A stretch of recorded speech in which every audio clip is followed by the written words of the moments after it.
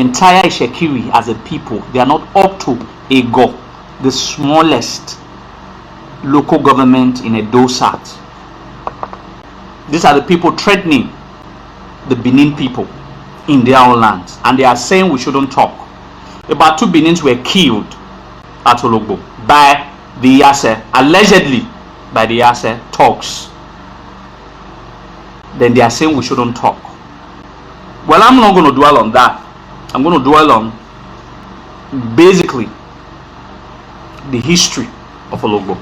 I'm going to prove right now how the first Iyase, I might not be able to call their names correctly, and that's why what I did today was I went to the Institute for Benin Studies. I was able to get a couple of books. We're expecting quite a lot of other articles from the Benin Archive, University of Ibadan. So this origin of Ologbo is part 1. So we're going to be having part 2 before the next 2 weeks, give or take before the next 2 weeks, because of the COVID-19. We're trying to get some materials from the Benin Archive at the University of Ibadan.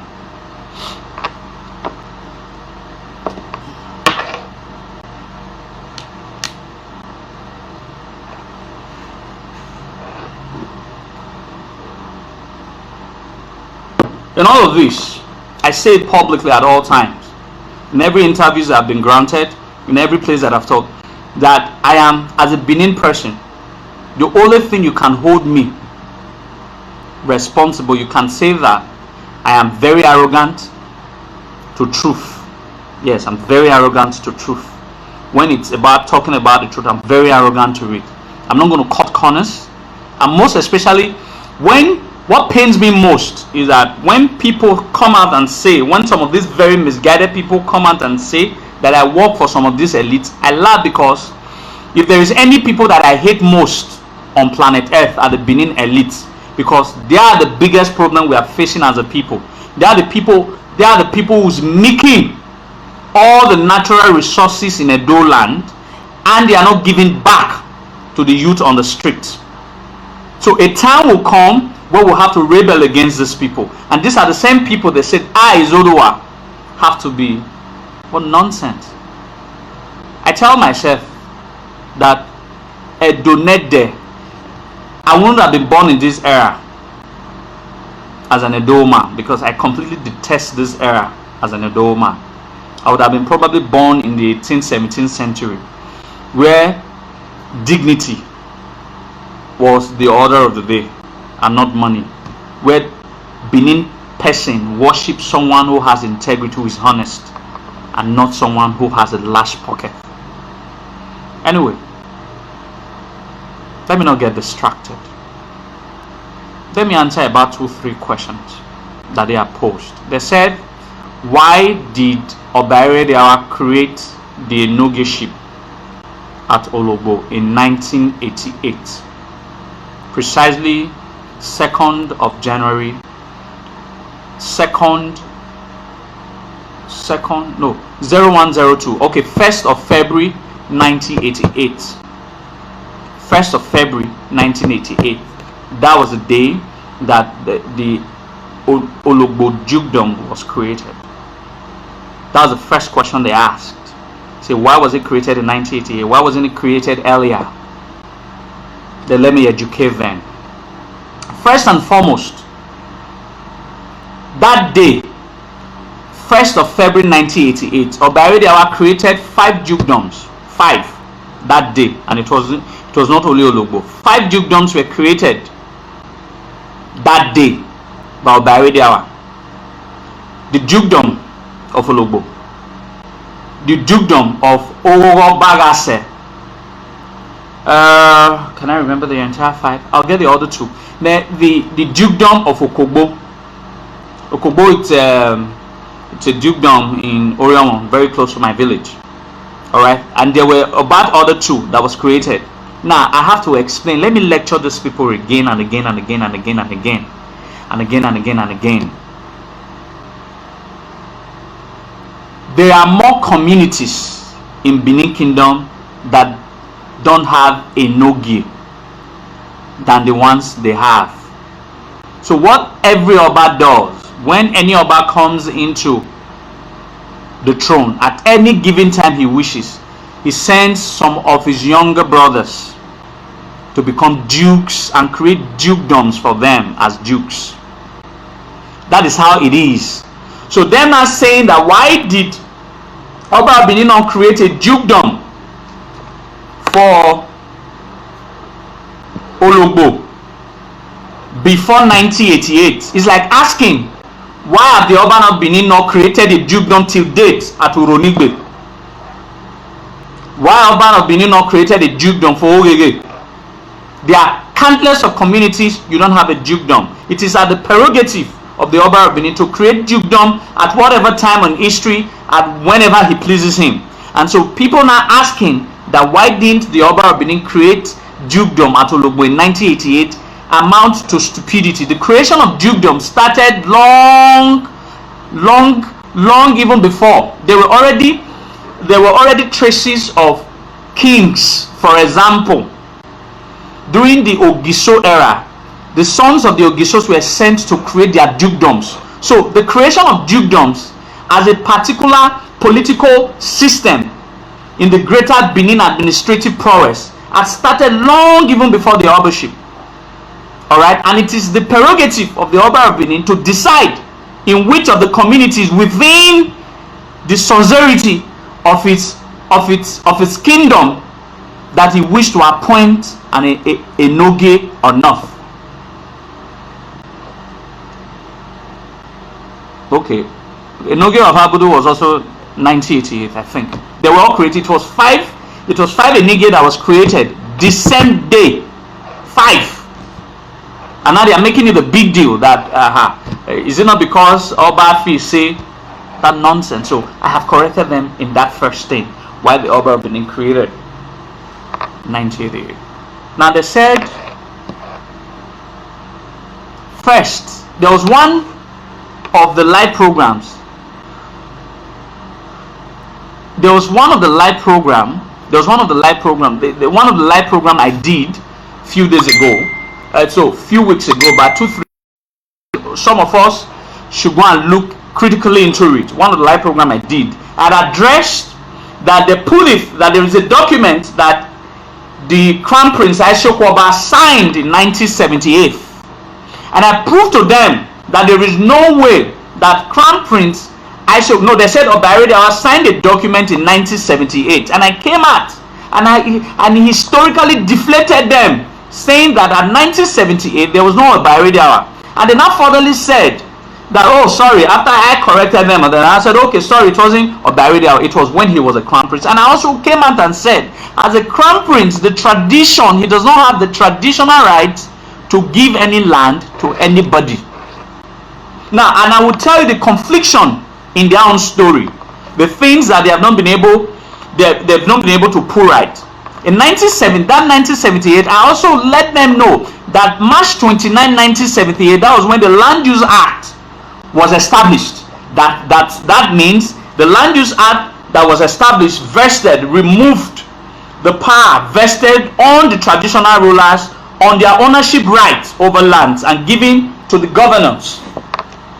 So there is no way, whether in 1978 or in 1979, that Oba Erediauwa or Crown Prince Oba could have signed any document giving Ologbo land to the Itsekiri people. Haven't said that today now they have come out and said it's 1976, and I told them that you are free to lie, but after lying I will burst your bubble. That's what I tell them.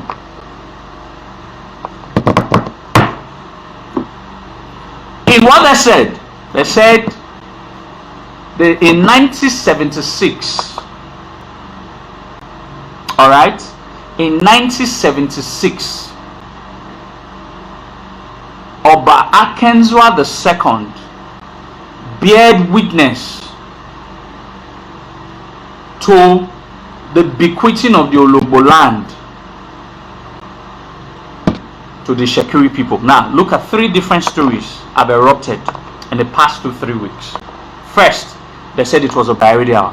Second, they said it was Crown Prince Oba Solomon Akenzuwa. who eventually became Oba Erediauwa. Now, thirdly, they're not saying Oba Erediauwa. In 1976, Oba Erediauwa was almost at the twilight of his reign. In 1976.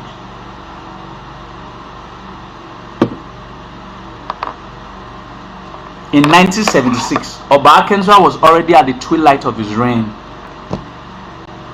So there's no way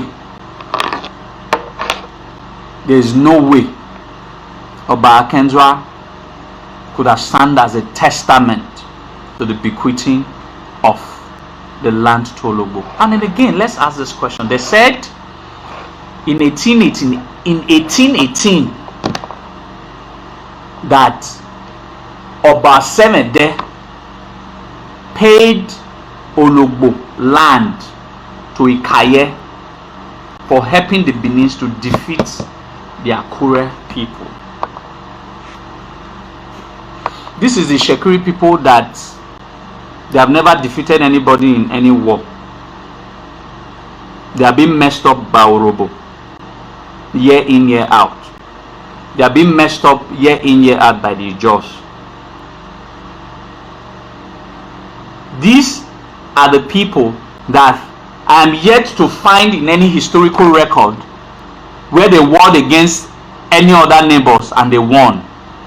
Eventually, the people who doesn't even understand what war is all about was not the one who won war for the Benin people. We should start telling ourselves the truth. We should start telling ourselves the truth. 1818. Now, before now, I dare them. Before I start to make that historical narrative of the Benin Akure War of 1818, they didn't even know. They only just said in all their articles before 3 weeks ago or a month ago when I bust their bubble, in all their articles, all their contorted articles written, you will not see. They didn't even know it was Oba Semede that was the Oba of Benin during the Benin Akure War. They didn't know that war took place in 1818. They had referred to the king of Akure as Oba of Akure until I said no, it wasn't Oba of Akure, it was Deji of Akure. Now, having used my intellectual property to enhance their lies, they are now also coming out to tell me that it was Ikaye that fought the Benin War, the Benin Akure War in 1818. It was Oba Semede that was the Oba. So they used my intellectual property to enrich their watery story before now, and they are now saying that that is a superior story. Now we must not break it down. We must break it down. Let me clarify them in the opt-in time. Now, there is an historical book that I will refer them to if they are online. Like the Benin Akure War was fought between the Benins and the Akure. So the Benins have their own record. Alright? The Benins have their own record. I will repeat it. The records of the Benin. Then, and Akure have their own records. Now, the Akure records was recorded by, there's a book. I'm trying to remember. I'll remember the name of the book now. Written by Dr. Fakorode. Dr. Fakorode, one of the prominent historians from Oba Erediauwa University. I read in the book, Dr. Fakorode, where he made mention of how the war took place. Almost similar to the Benin record of the Benin Akure War. And in truth, in both the Benin recorded history and the history recorded by the Akure people written by Dr. Fakorode, there was no place Ikaye was ever mentioned. There was no place Ikaye was ever mentioned. Now, the point someone has to raise is this. I have challenged them for the past few days. I said, you people claim so much that Ikaye is the founder of Ologbo. That is what you people said. Oh, sorry, my network just went off. Are they trying to off my network? Okay. I think I'm back online now. Hello? you people hear me?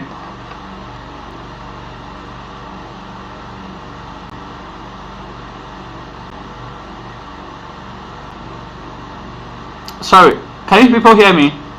I'm online. Okay, beautiful. The network just went off. I don't know if it's the network in Iowa. Anyway, sorry. Like I was saying, please. Okay, thank you.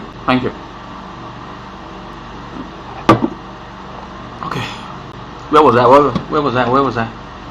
I forgot where I was. What I was saying. Sorry. Let me take some break. Where was I? Let's let other people share this video. Okay, like I was saying. Now, it was well recorded that there is a record. There's a Benin record written first. I'm going to be quoting excerpt from Jacob Erediauwa, 4th edition, 1958, written by Jacob Erediauwa. He as one of the foremost historians. There was another record written by Dr. Aishen Ehagosa. There's another record of that war written by D.N. Oronsai. These are 3 Benin historians that recorded the Benin-Akure War. Now, there's also a record by Enayeweka. The book that was published 1992 by Enayeweka, Evolution of Benin Chieftaincy title. Evolution of Benin Chieftaincy title by Enayeweka, one of the brightest minds of Eweka's. So these are about 4 sources. These are about 4 sources. Enayeweka's work of Evolution of Benin Chieftaincy title. Dr. Aishen's work titled Prince Erediauwa. Prince Erediauwa, Prince Erediauwa, who eventually became Oba for 7 of them. Then you have a short history of Benin recorded by Jacob Erediauwa. Then you also now have D.N. Oronsai's work. I can't really remember the title of the book. These are 4 Benin historians that recorded the Benin-Akure War of 1818, and they all said the same. None of them mentioned Ikaya. All right. Now, I also made mention of Dr. Fakorede's book.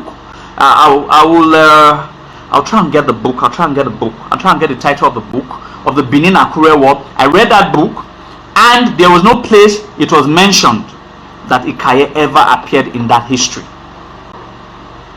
So where did the Itsekiri get Ikaya from? That is the question that we must ask.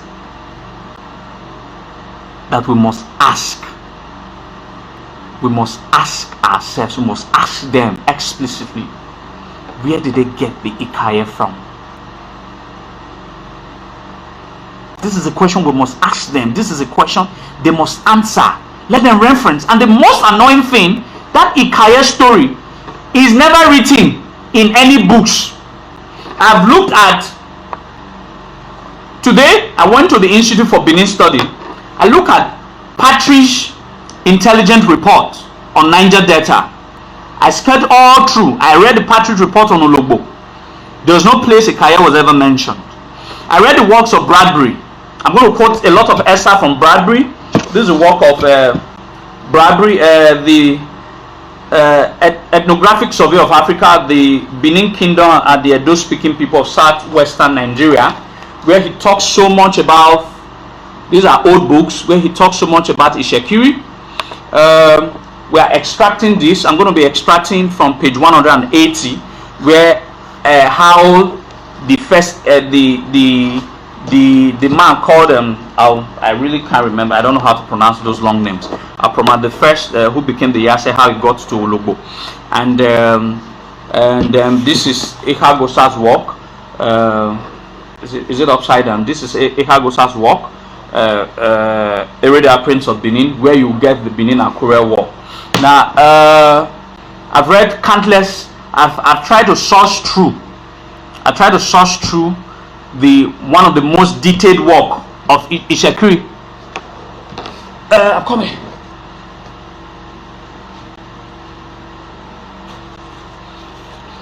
This is one of the most detailed work This is one of the most detailed work from the title of the book is Warrior Focus on the Itsekiri, edited by Yomike. It was written by 3 prominent Itsekiri historians. You're not going to see any place where Ikaye was mentioned. So I could give you a whole lot of books. You're not going to see where Ikaye was mentioned. So now, if none of the prominent Itsekiri historian ever mentioned Ikaye, where did the Itsekiri in Ologbo got Ikaye's story from? Where did they get that Ikaye? We have to start from Ikaye.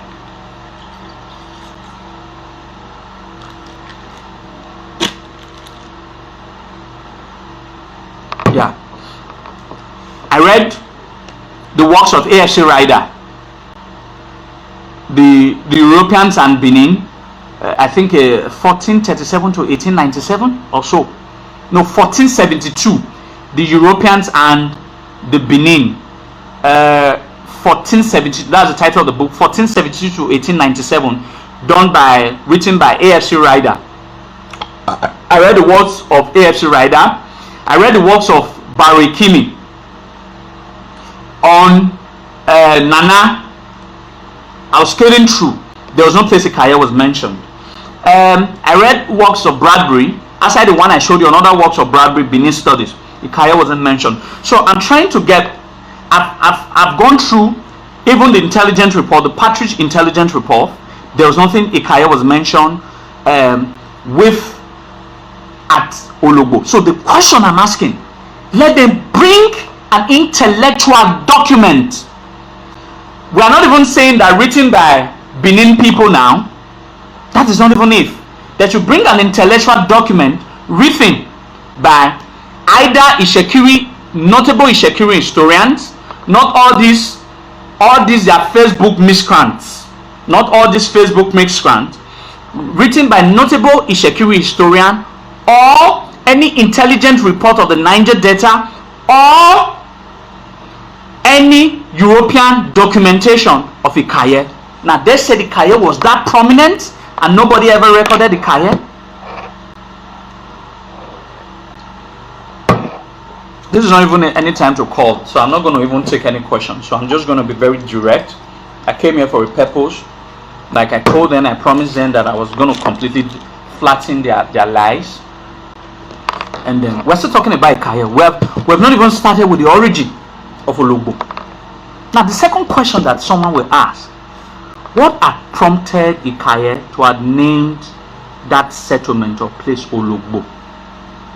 Have you ever heard any Itsekiri be able to tell you how the word Ologbo? They say whether Ologbo is a Benin word. Don't they have Ologbo say as a chieftaincy title in Warri Kingdom? Don't they see the correlation? In short, they don't know how Iya said title came about, Ologbo said title. So I want to educate them now. The title called Ologbo say how it came about, what it means, because obviously it's a Benin word, so they will not know the meaning in Warri or Itsekiri because it's a Benin word. So today now I'm going to educate them what Ologbo say means and how that title and the first owner of that title in Benin. Alright? The first title owner. And that is the clue to how the first Ologbo say of Benin Kingdom established the community you now call Ologbo. And they should also know there are 2 Ologbos in Benin Kingdom. There's one in Orion. It could have been coincidence. The one in Orion was established by Prince Elegbe. Established by Prince Elegbe.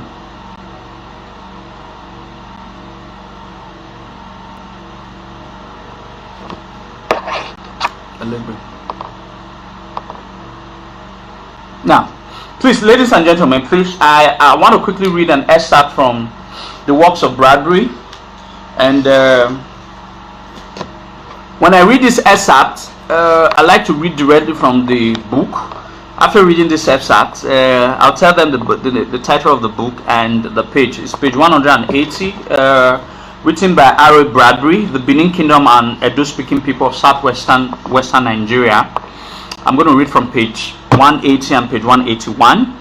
And I'm going to deflate. There's an argument they're arguing. I've seen them. They said that Warri Kingdom should take precedence over Benin Kingdom because it was the eldest son of Oba Erediauwa that established Warri Kingdom. And as such, thank you very much. Thank you very much, McDonald. They say it's called Ologbo Dukedom, established by Prince Elegbe. So, if they are saying Ologbo is an Itsekiri word, yes, that's it. It's in Orion now. It's in Ugu territories. If they are saying Ologbo is a Itsekiri word, don't also forget it's an Ologbo in Orion.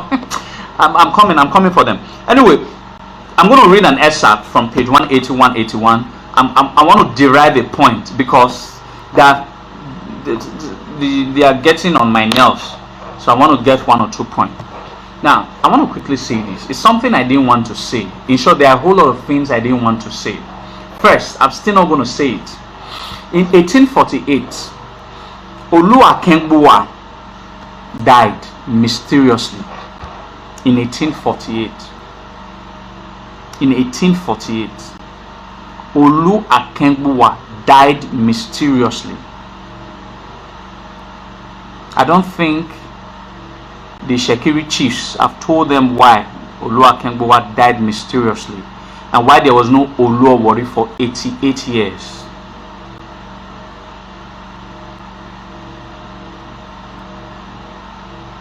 Why there was no Olu Warri for 88 years. The Benins have an interregnum of 285 years. There's a reason why there was that interregnum. We had another interregnum for 70 years. There was a reason why there was that interregnum. The interregnum of 70 years of Oromi and Oduduwa, everybody understand why there was interregnum of 80 years. We had another interregnum of 17 years when Oba of Benin was deposed to Calabar. Everybody knows the reason of that interregnum. Now ask any Itsekiri sons and daughters why there was no Olu Warri for 88 years. They will not tell you the truth. Probably for 2 reasons. They are too ashamed. Their pride will not allow them to tell you the truth. That's one. Secondly, maybe they don't know. Why there was no Olu Warri for 88 years until 1936. That's the first. In 1980, shortly after Oba Erediauwa became the Oba of Benin, there was an argument because before then, Oba Erediauwa II was the permanent chairman of the Benin State Traditional Council. Was the Benin State Traditional Council. Oba Erediauwa II was the permanent chairman of the then, was it Benin State? Benin State, yeah, I think 80s, yeah, 90. In 70s, it would have been Midwest of Benin Traditional Council. He was a permanent chairman. Then the Olu Warri, or sometimes they said the Urobo people will say I should refer to him as Olu of Itsekiri, but we respect Olu Warri. Olu Warri is one of our own, so we respect him. Is the Olu Warri. Olu Warri was a permanent vice chairman. Was a permanent vice chairman. Now, Otogidi Orue, when Oba Erediauwa sojourned to the land of our ancestors, Oba Erediauwa came to the throne March 23rd. Was it March 23rd, 1979? Was crowned. Few months later, between 1979 and 1980, there was an argument that broke out. Listen very well. I'm saying this history because I want to use it to correct the foolishness of these online Itsekiri people, to correct them. I'm only saying this. I've had it in mind to say it long time ago, but I didn't say it because it wasn't necessary. But I'm saying it because I want to use it to let them understand how stupid they have been all this while. Now, there was an argument. Oba Erediauwa, the late Oba Erediauwa, was a permanent chairman, while the present I don't know the Olu of that time, of that era. Maybe anybody could just Google it and check in 70s/80s or so. Why the permanent chairman has joined the land of the ancestors, and now you now have the permanent vice chairman.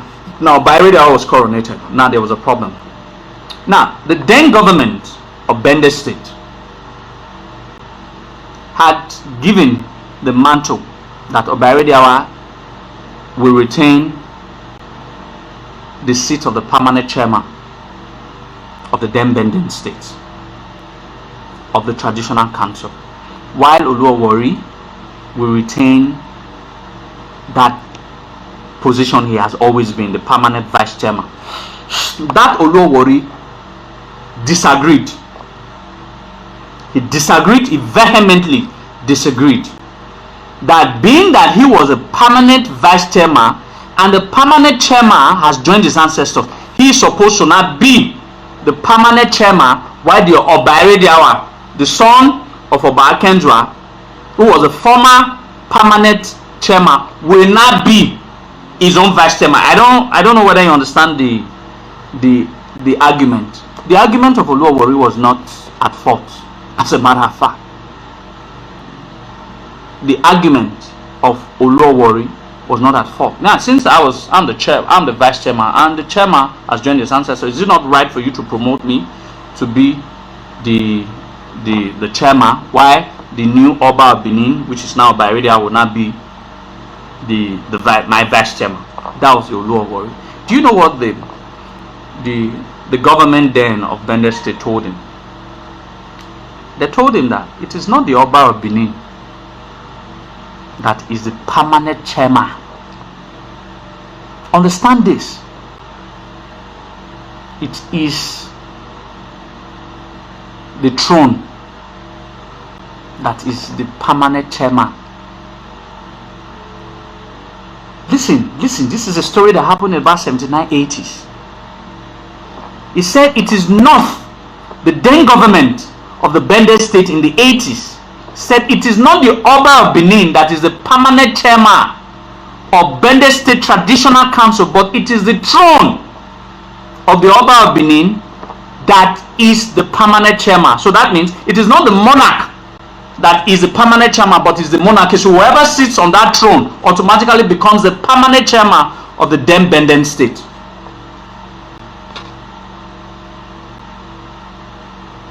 So they can verify if I'm lying. They can verify. Let them go and ask their elders, because it seems they don't know. They are saying I'm young, I'm too young, but it seems that they are the one who is too young, or who doesn't understand what is going on around them. Now, why am I saying this? They said Jinua was the eldest son of Oba Erediauwa. That means the throne of Jinua is bigger than the throne of the Oba of Benin. And I said, are you stupid? Haven't you heard in several times that Olowori has referred to the Oba of Benin as his father? Not necessarily the monarch. They're not referring to the man. When the Olowori refers to the Oba of Benin as his father, it is not to the occupant or the monarch. It is to the monarchy. It is the throne. I made the calculation the other time that the throne of Olowori, if he's too old, is 535 years old. 535 years old, and it doesn't go beyond that. And while the throne of his father, where he got his power from, is 2057 years old.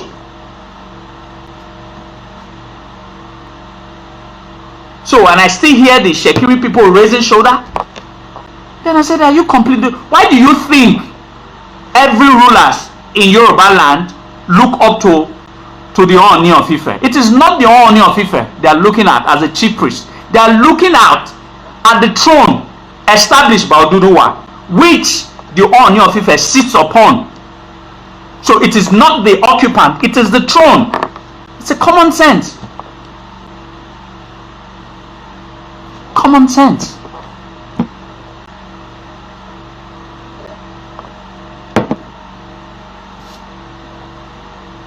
Okay.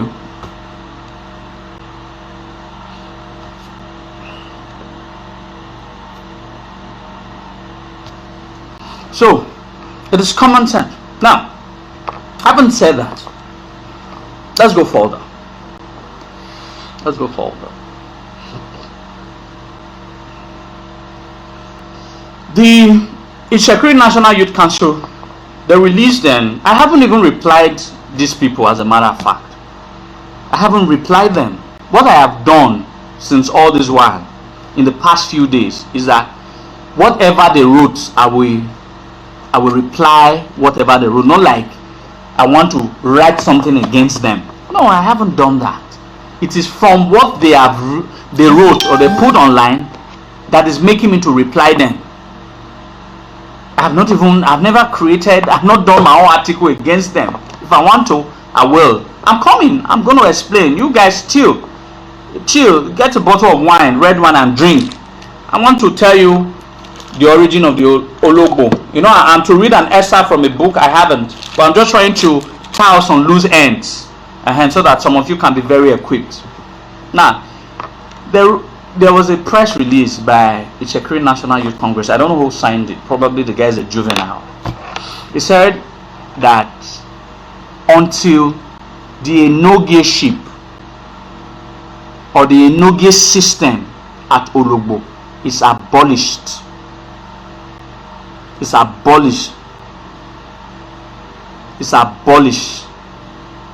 there will not be peace at Ologbo. That's what they said. They said until, that's the press release, that until the Enoge system is abolished at Ologbo, there will not be peace. Then I look at whoever wrote that write up, and I was like, this guy is completely foolish. Now, why will the Enoge system be abolished? Is it because the Oba of Benin created it? That is what they are saying. That is because the Oba of Benin created it. Then I said, the thing that you referred to Warri Kingdom was a dukedom. The team that they now call Warri Kingdom today, that they are now trying to raise their shoulders, that Iweya today, was a dukedom established by a Benin prince. Don't also forget, the dukedom at Ologbo was also established by a Benin prince. Two different things. The same thing. The Enoge system has been part of the system of government of the Benin people right from the days of Ogiso. That Oba or Ogiso or with distant lands or distant places within the confinement of his empire or kingdom or territory, as the case may be. So the Warri Kingdom that you call Warri Kingdom today is the same system that was created at Ologbo, is the same system that was also created at Warri, that gave birth to the same kingdom that you are now proud of. So the kingdom that you are now proud of, the system that gave right to it, you said it should be abolished because you are unwise, because you're foolish, because you are ignorant. Then I put it straight to you this day.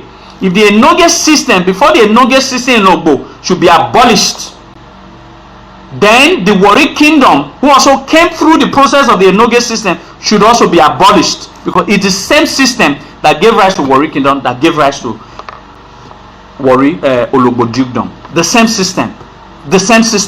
Until you have to tell me now, let them come online anywhere they are, let them prove me wrong. If what Jinua established was not a dukedom, then I will tell them that it's a dukedom and was not a kingdom. It only grew to become a kingdom. And who said Ologbo cannot grow to become a kingdom as well?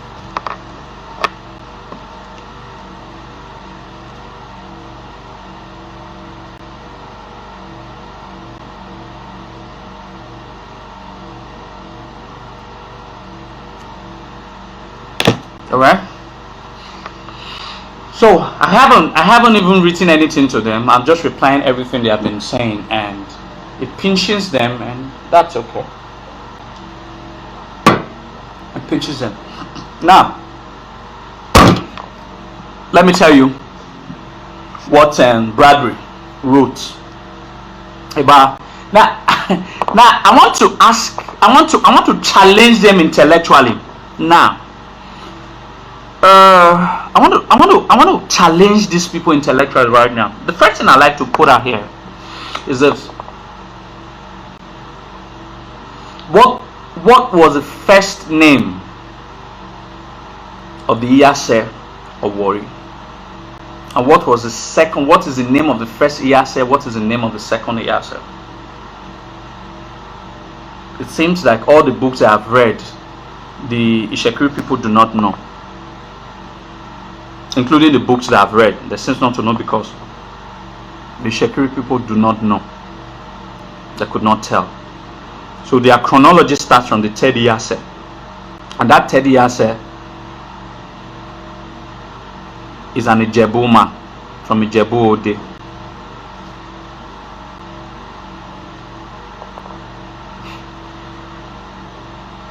Is an Ijebu Ode man. I want you guys to listen. The Itsekiri tends not to remember the first Iyase. The first Iyase would have been the Benin print, Benin number that followed Genoa. They don't tend to remember. They don't tend to remember the second Iyase. Their chronology of Iyase starts from the third Iyase, and that third Iyase is not a Benin man, but from Ijebu Ede.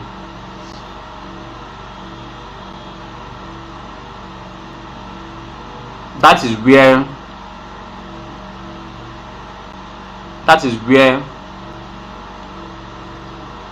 maybe the lines of the present Iyases of Warri Kingdom are from. So that means because Iyase title, for what I learned, the only two titles are hereditary in Warri Kingdom. It's only the Ologbo and the Iyase, not express primogenition, but I think to an extent is hereditary. Every other title, although the Nwangwes and the Oshodis try to argue that their titles were also hereditary.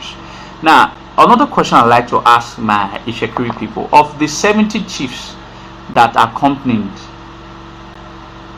the Prince Genoa, the Itsekiri tends not to remember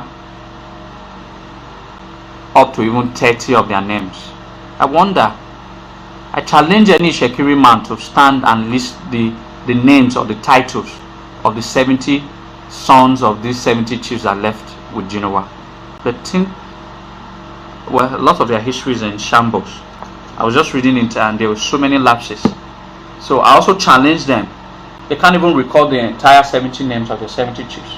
Why Benin have more than 4,000 chiefs and we know all their names. We have the chronology and we can remember all their story of how they were created. Now let me quickly read this from Bradbury's work. I read in page 180, paragraph 2, second paragraph.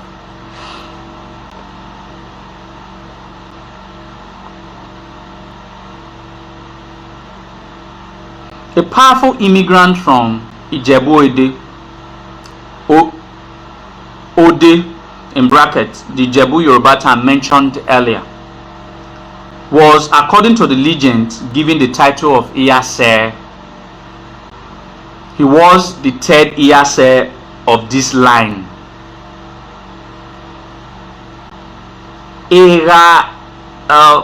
Well, that's where the problem. That's why I had to bring this, because these names are hard. Bemi. I think I saw it written on the share or seat of Johnson's whatever.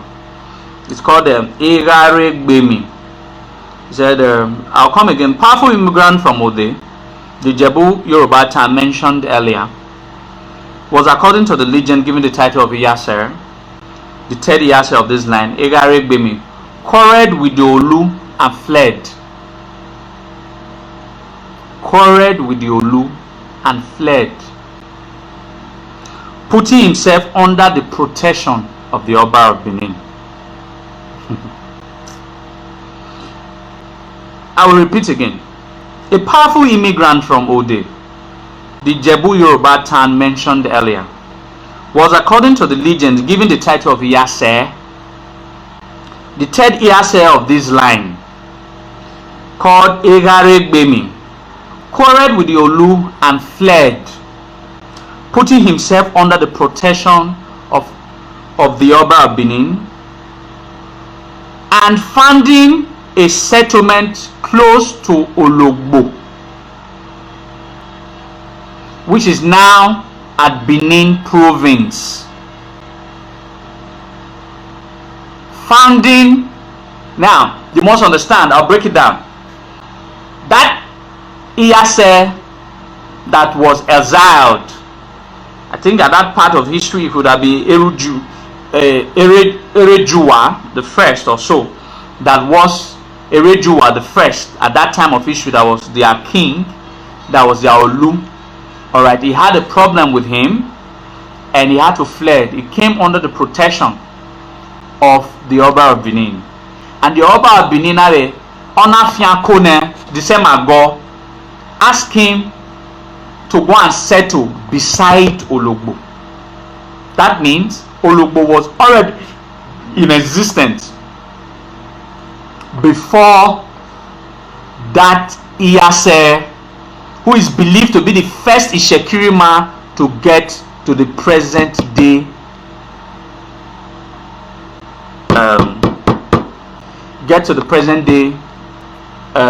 present day Ologbo.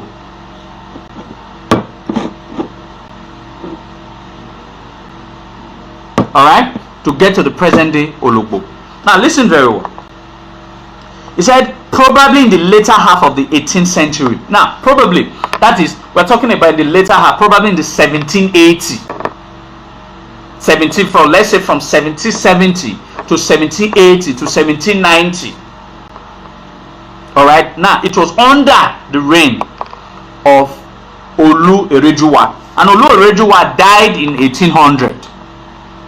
And the throne was now given to his son Akengbuwa, who died mysteriously in 1848, like 48 years later. Now don't forget that the first Itsekiri man to get to Ologbo environ got to Ologbo about 20 to 30 years, let's just say about 30 years before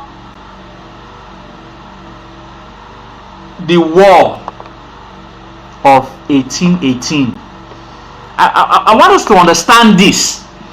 Remember, they said that Ikaye, alright, fought the war for the Benin people in 1818. We are relating with facts now. They want fact and evidences.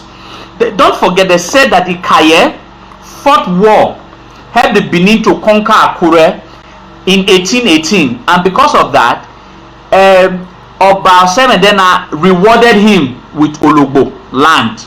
That's what he said. And it was that Ikaye that founded that Ologbo. So that means, according to the narration that the Itsekiri people are giving to us, is that Ologbo community was founded in 1818.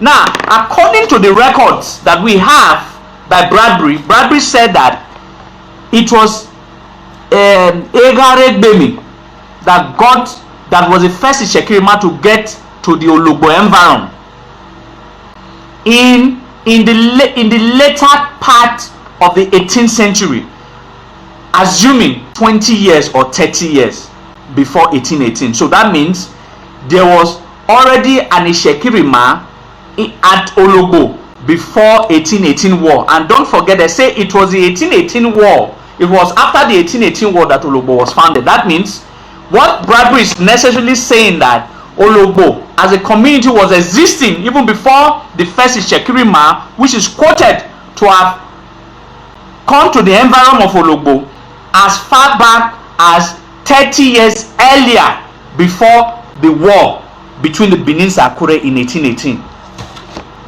So I am now asking, where did they get the story that it was Ikaye that established Ologbo?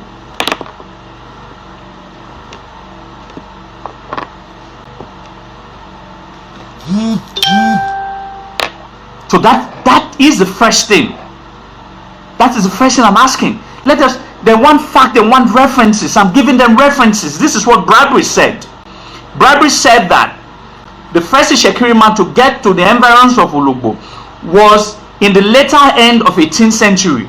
That should have been 20, 30 or 40 years before the Benin-Akure War. And the Itsekiri people are telling us that it was Ikaye that established Ologbo in about 1818 as a reward from the war he fought for the Benins.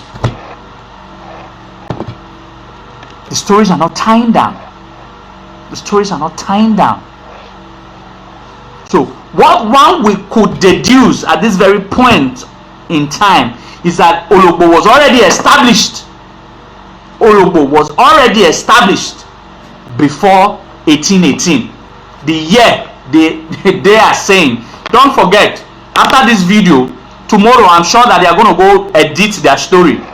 That's what they do. That's what they have done for the past 3 weeks. They allow me pour fat out and they use the fat to go edit. Wash out. After this, they are going to go use this fat now to go and edit the story. I'm probably going to say that Ikaye it was not in 1818, that it was around 1750 that Ikaye actually got to that land. They are going to go edit it. All right. When they also edit it, I'm also going to come out live and bust their bubble, like I always do.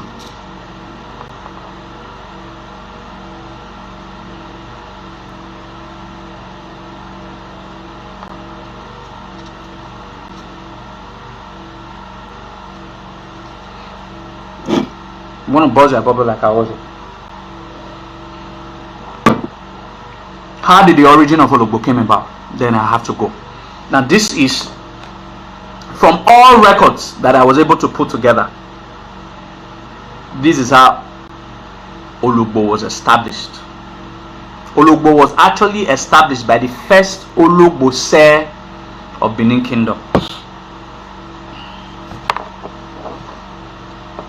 in the early 18th century.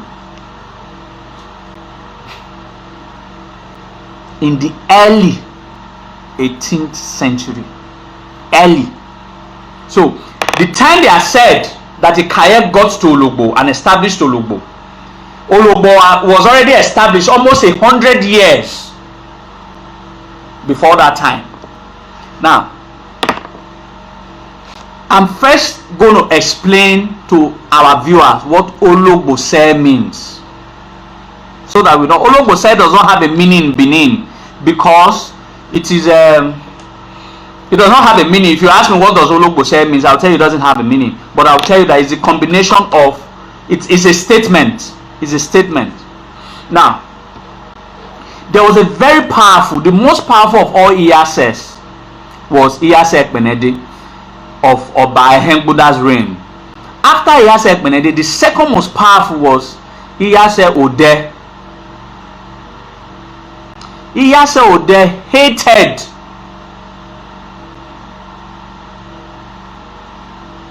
the Oba who eventually became Akenzuwa the First. He hated him. There's a reason why he hated him. I'm not going to say it. I'm not going to say it on live program. I'm not going to say it on live program. There are things that I cannot say on live program. There's a reason he hated him. All right. And so, but the hatred he had for the first son of Oba Erediauwa, don't forget, Akenzuwa the First was the first son of Oba Erediauwa. So instead, he did it practically impossible for Akenzuwa the First to become the Oba of Benin. People should listen. He did it practically impossible for Oba Akenzuwa the First to become the Oba of Benin. Instead, he made sure that his younger brother Ozue became the Oba of Benin. After which, with the help of what was his name now? With the help of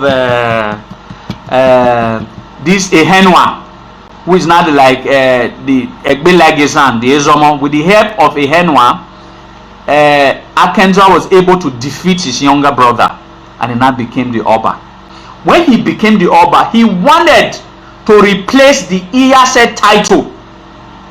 He wanted to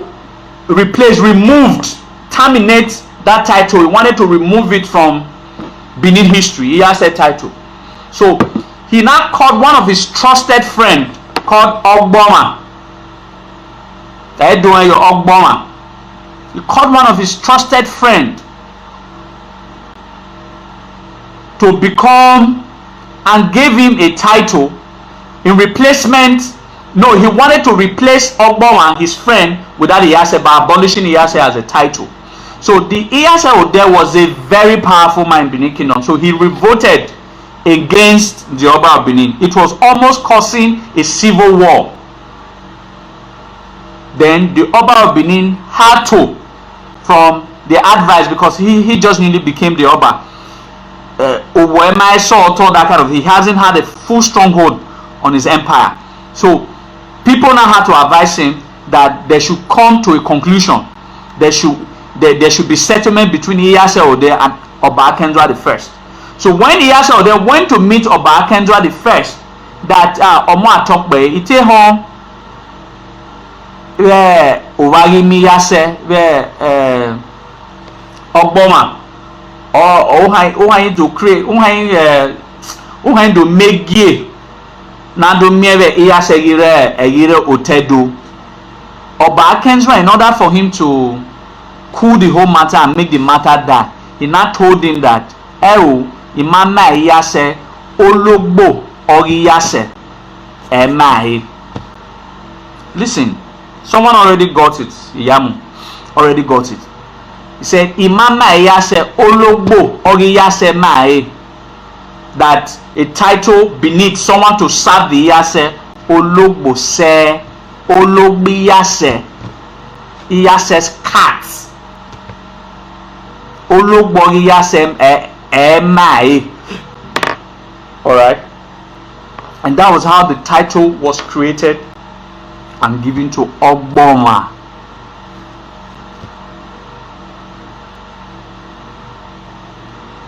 Was created and given to Ogboma. Ogboma is the first Iyase, sorry, Ogboma is the first Ologbo se of Benin Kingdom.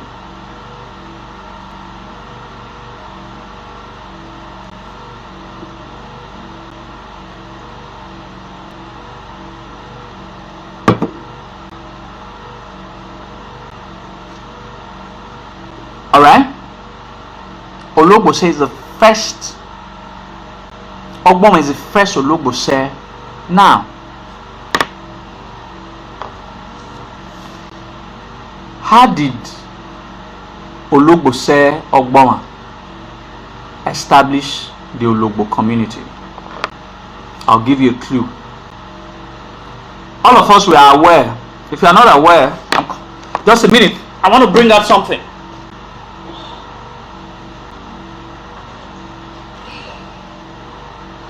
I want to quickly read something so that you people can. I want to tell you the story of Ugbine, how Ugbine came about. If I tell you the story of Ugbine, let me quickly, I want to read it out. I just pray. I pray that now this book, now the Ugbine story day. God, please. Because man, it's not here. Okay. 40, 50, 57. I want to tell you the story. I want to give you an excerpt of Ugbine, so I will use it to convince you historically that is how some of these communities came about. 50. Yeah, I think just a minute.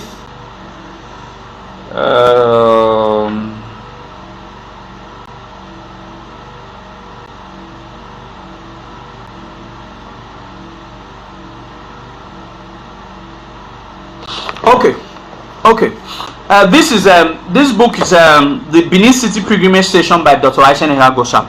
I like to read something out so that you people can really understand. I like to read from authority so that you people, a lot of persons are saying, where do I get most of my books? Well, what I read them. That it doesn't come from heaven. You have to read to know. This is what page 50, the Benin City Pilgrimage Station by Ehagosa. I'm going to read page 50, paragraph, the first paragraph. Chief Egwaivon, the Oba de Sagmon of Benin, was a first cousin of Chief Awo. the Obaseki. He, like all the other descendants of Osifo, the father of Chief Oba Erediauwa, the Inenibiwe of Benin, originally hailed from Ike village in the Isi district. His house was at Unwe Aber Street, occupying a portion of the ground which had been occupied by Ekpenende's premises 3 centuries earlier. Egwavon was one of the chiefs who went with the Ologbo to Ugbine village in January 1897 to accost James Philip and his party approaching from Uwoton. Ugbine village was founded by his uncle Oba Erediauwa as a farm settlement. Listen, it was Oba Erediauwa that founded a community now called Ugbine. Alright? It was Oba Erediauwa that founded a community now called Ugbine. Now, listen, but the Benin did not name that community after Oba Erediauwa, but rather the title Oba Erediauwa was holding at that particular point of history. It was called Ugbine because the founder was the then Ine of Benin. Oba Erediauwa is the founder of Ugbine. At the time he was going to farm at that settlement, he had a title. He was the Ine of Benin. So when the Benin wanted to now name that settlement, they now called Ugbo Orine, but it was actually Oba Erediauwa that established. Now it was the same thing that happened, that the Benin did not name it Ewo Ogbonwa, the first Ologbo, but rather it was also a farm settlement of Ogbonwa, that is Ologbo Ogbonwa. Edona Ratie Ugbo Ologbo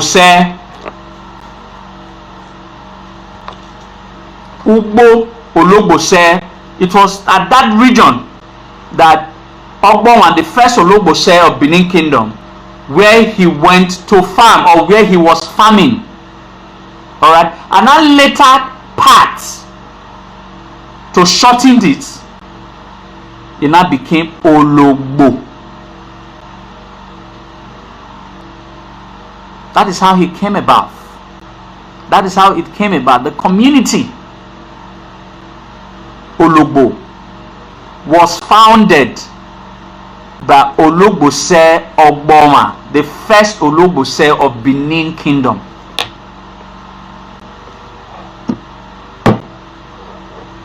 That would have been almost 100 years plus before the Benin Akure War of 1818. So how did the Kaye found Ologbo that was already existing about 100 years plus? This is the question I put forward to them.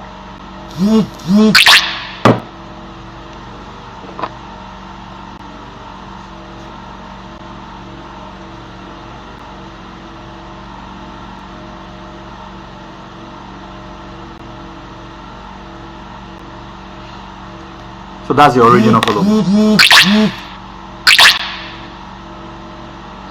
Marvin Edick.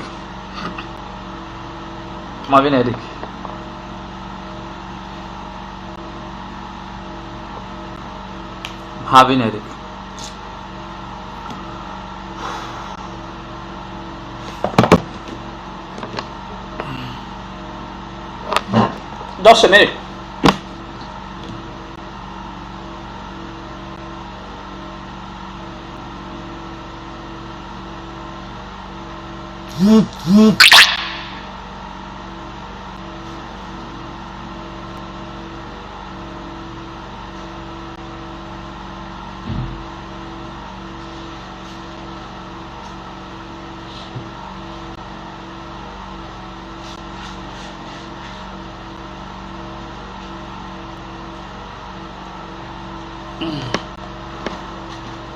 Oh God.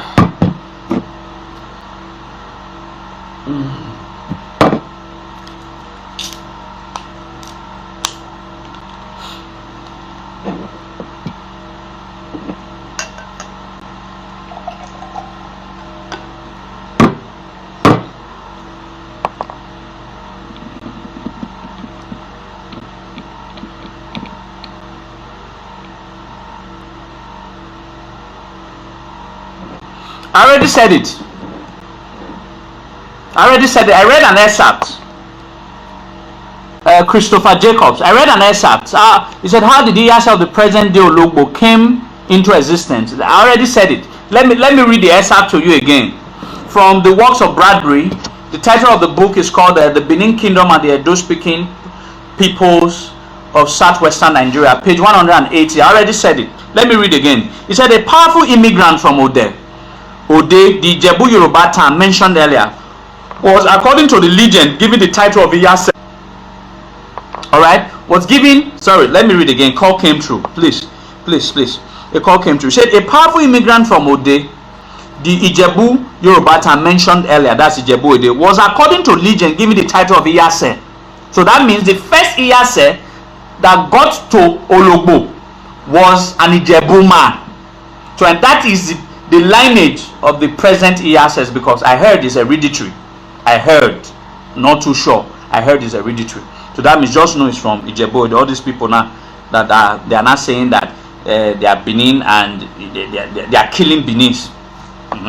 Okay.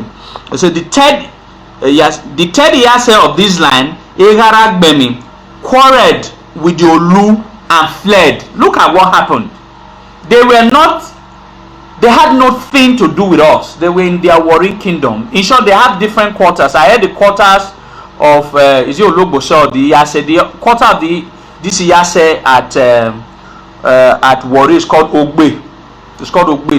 They all had different quarters and different names. He said the third, okay. He said had this Iyase had a problem with the Olu of Warri. The Olu of Warri at that time was Erediauwa the first. He had a problem with that Olu and quarreled with the Olu and fled, putting himself under the protection of the Oba of Benin. And it is through that time the Oba of Benin protected this Iyase from the Olu of Warri. Now gave a section of Ologbo to him to stay. Do you understand? That's how you put it in Benin. Someone could translate the Ako, a section of a particular place. Gave him a section of Ologbo to stay, not sell, not by right, but by privilege. That okay, in my vast kingdom, you go to which of the territory he preferred the riverine part, and he said, go and stay beside Ologbo. That means Ologbo was already in existence. And that's how Iyase got to Ologbo. And not Ikaye. This story we're talking about happened in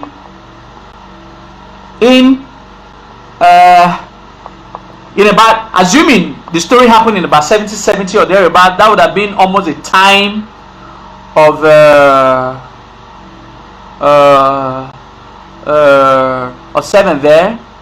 Osemende's father was man, because I'm so tired right now, I'm no longer thinking. Who was Osemende's father? Osemende Obiadolo. Who gave birth to Osemende? Is it Osemende's father was Obanosa. Okay, Osemende's father was Obanosa. So Obanosa's father was Sonye. I think that's it now. Obanosa Obie Ogbebo was Semende. Obanosa Obie Ogbebo was Semende. Osemende Obanosa Obie. Okay, Obanosa Obie Ogbebo was Semende. Then Obanosa ni Akenbuda. Akenbuda was Obanosa's father. Obanosa was the father of Osemende. So Ensoyen was the father of Akenbuda. Ensoyen be Akenbuda. Akenbuda na be Obanosa. Obanosa na be Osemende Ogbebo. Now understand. So that means the story of around that 1770 or 1780 would have been either at during the reign of Obanosa or Akenbuda.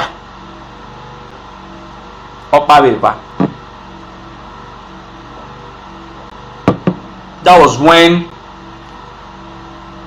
the Iyase got to Ologbo.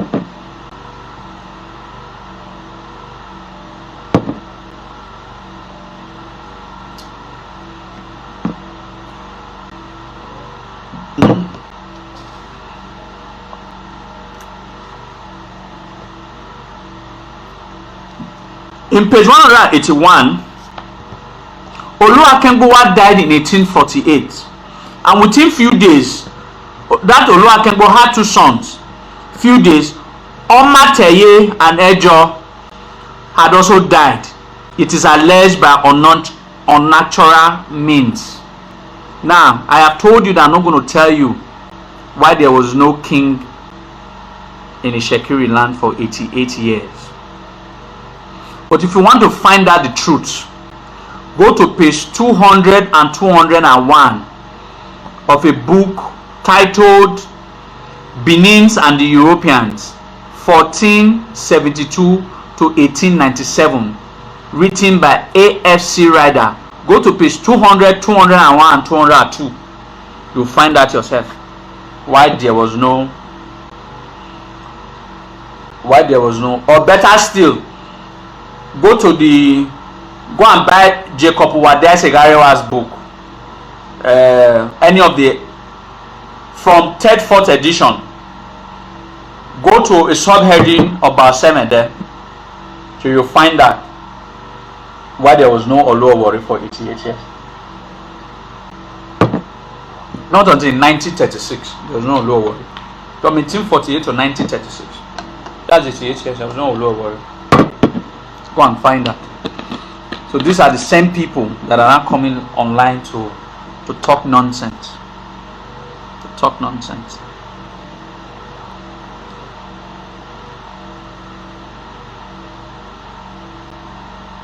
So that's the point.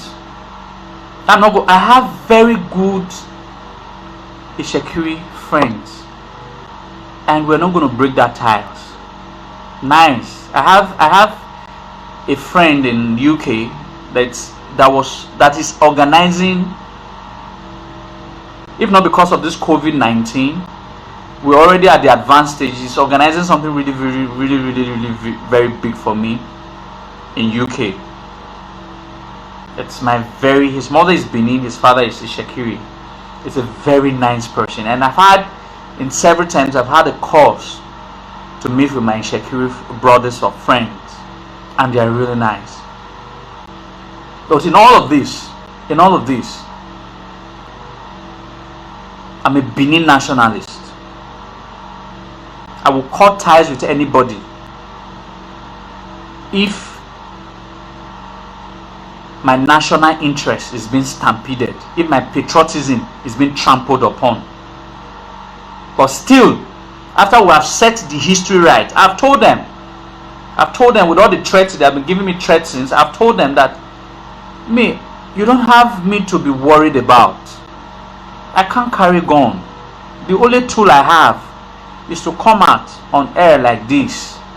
You don't even have to be afraid, because if I write 10 pages of an article to counter you why Ikaye never existed, I will not see any Benin man that will give me 300,000 or 400,000 to publish it. I will not see any Benin elite that will give me that. So it's something we're all going to come together and start preferring solutions to a lot of these problems, and that's going to be the ultimate victory. Profiling solutions to some of this problem, cultism, community rivalries,